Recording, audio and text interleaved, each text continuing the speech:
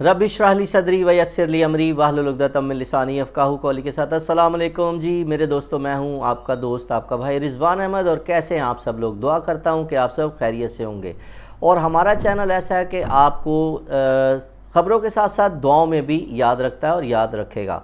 तो दोस्तों, आज हमारा जो टॉपिक है वो है पाकिस्तान और बांग्लादेश का कल से पहला टेस्ट मैच शुरू होने वाला है। 2 टेस्ट मैचेस की सीरीज़, जो कि पहला मैच रावलपिंडी के स्टेडियम में खेला जाना है। दूसरा मैच खेलना था कराची स्टेडियम में, नेशनल स्टेडियम कराची में, लेकिन उसकी अभी चूँकि कंस्ट्रक्शन का काम जो है वो अभी जारी है और ये भी एक मामला तय पाया था कि कंस्ट्रक्शन होती रहे और मैच करा लिया जाए बग़ैर तमाशाइयों के, जिसको जब एजेंसी और उसके इदारे के लोगों से मशवरा किया गया इस हवाले से, तो उन्होंने साफ मना कर दिया कि नहीं जी, ये रिस्की भी हो सकता है, तो इससे बेहतर है कि मैच को ट्रांसफ़र कर दिया जाए। तो उसके बाद फिर मैच को ट्रांसफ़र करके दूसरा मैच भी पिंडी के स्टेडियम पे ही खेला जाएगा। तो इस तरह कल पहला मैच है 21 से 25 तक, और फिर 30 अगस्त से जो दूसरा टेस्ट मैच बांग्लादेश के ख़िलाफ़ पाकिस्तान में खेला जाएगा वो भी पिंडी के स्टेडियम पे खेला जाएगा। जबकि बारिश की भी काफ़ी ज़्यादा पेशन गोई है, लेकिन खैर बारिश का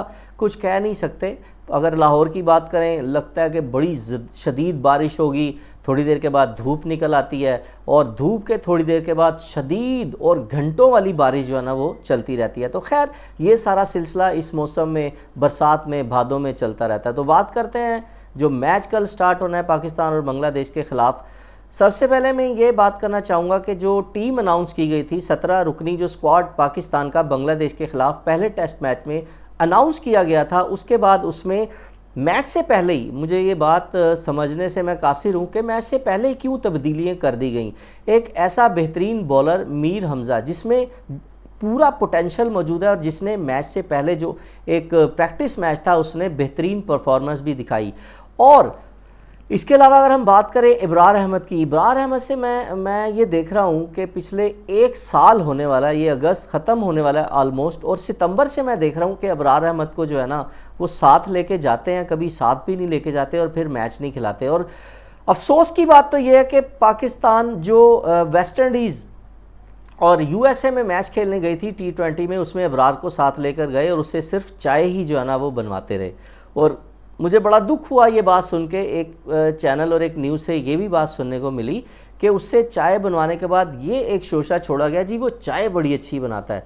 तो बड़ा दुख हुआ इन ख़बरों, इन बातों का। और इस मरतबा फिर इब्रार अहमद को मुझे लगता है ड्रॉप कर दिया गया। अब जिन खिलाड़ियों को टीम में रखा गया है, जिन फास्ट बॉलर्स को टीम में रखा गया है, मुझे समझ में नहीं आ रहा कि आप अभी जो सीरीज़ हो रही है सिर्फ 2 टेस्ट मैचेस हैं, और बांग्लादेश की टीम मैं नहीं समझता कि कोई इतनी ज़्यादा ख़तरनाक या इतनी पावरफुल टीम है जिसके लिए आप कोई पावरफुल अपनी पूरी की पूरी स्ट्रेंथ आप खिलाएं। और उसके अलावा जिस तरह की आपने विकेट बनाई है, विकेट अगर आपने फास्ट बॉलिंग की बनाई दी है, तो ये विकेट अगर आपके अंदर हौसला है तो आपने green wicket, lush green wicket जो है ना वो आपने इंग्लैंड वाले उसके अंदर भी बनानी है। देखें, मैं ये समझता हूँ कि पाकिस्तानी टीम के पास बड़ा ज़बरदस्त एक गोल्डन चांस था। पाकिस्तानी टीम को ये चाहिए था कि जो उसकी स्ट्रेंथ है, अब ये तो सिलेक्टर्स को ही ज़्यादा पता होगा, और जो भी गिलेस्पी हैं और गैरी किस्टन हैं, अज़हर महमूद हैं, वकार यूनुस हैं, जो कि अभी ज़ाहिर है करता धरता है इस वक्त पीसीबी चेयरमैन के बाद, तो ये तो उन्हें बड़ा ज़्यादा अच्छे तरीके से पता होगा कि पाकिस्तान की इस वक्त स्ट्रेंथ क्या है। क्योंकि बॉलिंग में आपके पास 4-5 बॉलर नो डाउट हैं, लेकिन उनमें कोई खातिर ख्वाह माँ सिवाय मैं नहीं समझता कि नसीम शाह के में मुझे किसी और के अंदर इतना ज़्यादा पोटेंशियल नज़र आता है। क्योंकि नसीम शाह के अलावा अगर हम बात करें शाहीन शाह अफरीदी की, और अगर हम बात करें इसके अलावा मोहम्मद आमिर की अगर बात करें, और मतलब मैं नहीं समझता कि किसी बॉलर के अंदर इतना ज़्यादा पोटेंशियल है। मैं ये समझता हूँ कि सिर्फ नसीम शाह जो ऐसे हैं जिनसे ज़्यादा उम्मीदें वाबस्ता की जा सकती हैं। और मैंने तो हमेशा से ये देखा है कि मैचेस जो जीते गए हैं, ज़्यादातर मैचेस जो हैं वो स्पिन और आखिरी चौथे पाँचवें डेज़ में स्पिन बॉलिंग के बदौलत ज़्यादातर, ये नहीं मैं कह रहा कि, मैं बिल्कुल भी ये नहीं कह रहा कि जी फास्ट बॉलर मैच नहीं जितवाते, नो डाउट फास्ट बॉलिंग एक बड़ा ज़्यादा अहम किरदार अदा करते हैं। पाकिस्तान क्या पूरी दुनिया में एक से बढ़कर एक फास्ट बॉलर हैं जिन्होंने अपनी टीम को मैचेस जितवाए हैं। लेकिन मैं इस वक्त ये कह रहा हूँ कि ज़्यादातर, जैसे आपने देखा बड़ी दुनिया में बड़े बड़े नाम किए, शेन वॉर्न से बड़ा नाम शायद ही किसी का हो, मुरलीधरन से तो मैं कहता हूँ शायद ही, फिर इसके अलावा अगर हम अनिल कुंबले की बात करें, सकलैन मुश्ताक की बात करें, मुश्ताक अहमद की बात करें, मतलब एक से बढ़ के एक। अभी अगर हम करंट उसकी बात करें, आदिल रशीद बड़े ज़बरदस्त बॉलिंग कर रहे हैं, कुलदीप यादव, तो ये वो, अगर वो बशीर है मेरे ख्याल में जो इंग्लैंड के पास हैं, ये वो बॉलर हैं जो कि स्पिन बॉलिंग है और सारी की सारी अपनी टीम को आखिरी डेज़ में मैच जितवाते हुए हमें नज़र आ रही हैं। लेकिन मैं ये समझने से कासिर हूँ कि पाकिस्तान के पास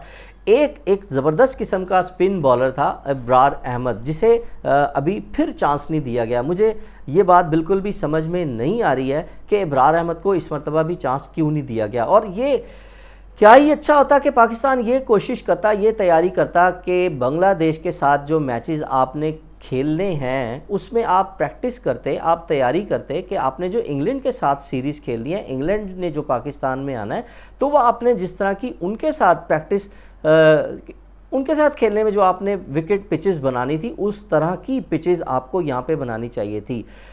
अगर आप देखें वक्ती तौर पे, अगर पाकिस्तान ने ये सोचा कि उनका बांग्लादेश को हरा कर बड़ा कोई मोराल हाई हो जाएगा, बड़ा कोई नाम हो जाएगा, तो मैं ये समझता हूँ बड़ा ही बिल्कुल ही गलत एक फ़ैसला है और कोई किसी किस्म की, मैं नहीं समझता इसमें कोई बेहतरीन प्लानिंग है। प्लानिंग ये होनी चाहिए थी, आपका हदफ जो है वो इंग्लैंड और उसके बाद फिर आगे आपके टूर ऑस्ट्रेलिया भी जाना है आपने, और फिर आगे बड़ी लंबी पाकिस्तान की क्रिकेट जो है ना वो आ रही है।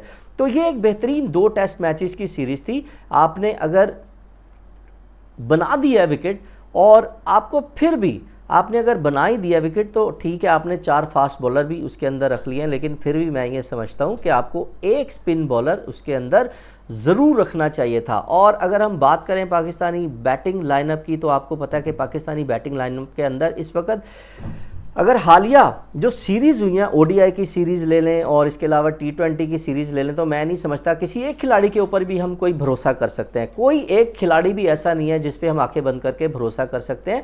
हम पाकिस्तान में ज़्यादातर जो है ना वो ख्वाबों की दुनिया में और आंखें बंद करके पता नहीं किस दुनिया में रहते हैं। जी बाबर आजम ये कर देगा, जी मोहम्मद रिजवान की इतनी एवरेज है, और जनाब शान मसूद आ गया उसकी इतनी एवरेज है।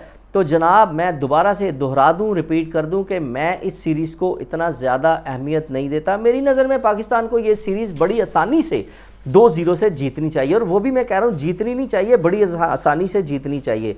प्रेडिक्शन भी तकरीबन यही है कि पाकिस्तान मैच जीत भी जाएगा। लेकिन मैं दोबारा से अपनी बात रिपीट कर दूं, मैं ये नहीं कह रहा कि पाकिस्तान नाको चने चबवा के और फिर कहीं आखिरी ओवर में और आखिरी गेंद पे ये मैच जीते और सीरीज़ जीते। मेरे ख्याल में पाकिस्तान को बड़ी आसानी से ये दोनों मैचेस जो है वो जीत जाने चाहिए और सीरीज़ भी जीतनी चाहिए, अगर ये मैच जो है वो दोनों टेस्ट मैच पूरे हो जाते हैं। लेकिन मेरा फिर भी ये मानना है कि पाकिस्तान को इंग्लैंड वाली सीरीज़ और उसके बाद ऑस्ट्रेलिया और आगे जो सीरीज़ हैं उसके लिए तैयारी करनी चाहिए थी। अभी भी एक टेस्ट मैच आपका बाकी है, विकेट आपके हाथ में है, आपने रोलर जो है वो आपने लाइट करना है या हैवी रोल करना है, विकेट के अंदर आपने गैप रहने देने हैं या विकेट को बिल्कुल साथ जोड़ देना है, ग्रास को आपने हैवी रोल करके ग्रास को ख़त्म कर देना है या लाइट रोल करके आपने ग्रास को थोड़ा सा रहने देना है। तो ये सारी चीज़ें यकीनन आपके और जितने भी करता रहता है उनके जहन में यकीनन होगी, और मैं ये समझता हूँ कि पाकिस्तान को ये मैच 2-0 से जीतना चाहिए। मेरी प्रेडिक्शन भी 2-0 है अगर बारिश